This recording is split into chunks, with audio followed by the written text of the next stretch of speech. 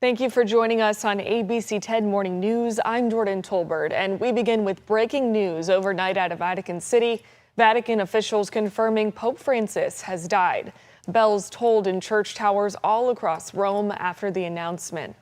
He had been battling chronic lung disease. Cardinals close to Pope Francis say, quote, his entire life was dedicated to the service of the Lord and of his church.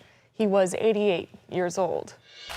And we are now taking a live look just outside the Vatican, and you can see more people starting to come and pay their respects. It's just about 3 p.m. in Rome right now, and of course, we will continue to follow this throughout the day. And as the faithful begin to grieve this morning, we are looking back on the life of Pope Francis. ABC's Rena Roy has that story. He was known as the People's Pope, humble yet treated like a rock star. Pope Francis is credited with revitalizing the Catholic Church. He entered the papacy in the wake of a shocking historic announcement. In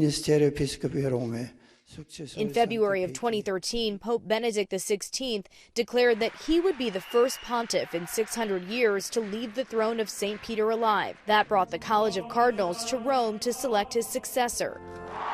After the white smoke poured from the chimney of the Sistine Chapel, Habemus Papam.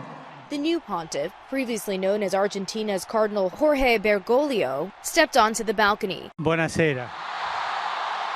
The former janitor and nightclub bouncer became the first Jesuit pope, the first from the New World, and the first pope ever to take the name Francis, in honor of St. Francis of Assisi, who was devoted to the poor. Pope Francis carried that dedication to the less fortunate, washing the feet of prisoners and displaying unprecedented familiarity for a pope, often opting to ride in an open-air car instead of the bulletproof Pope-mobile so he could be closer to the people, regularly stepping out to shake hands and share a tender embrace. His wardrobe less pomp than his predecessors, and his opinions set him apart as well.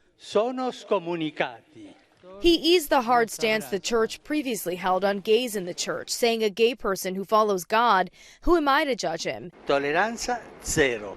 And he declared zero tolerance for child sex abuse, a problem that's plagued the church for decades. Pope Francis made history declaring Popes John the 23rd and John Paul II saints. The canonization ceremony also attended by Pope Emeritus Benedict. Pope Francis left his mark, changing the church and the hearts of so many. Rena Roy, ABC News, New York. And President Donald Trump posting on Truth Social this morning about the Pope's passing. He wrote, quote, rest in peace, Pope Francis. May God bless him and all who loved him, end of quote.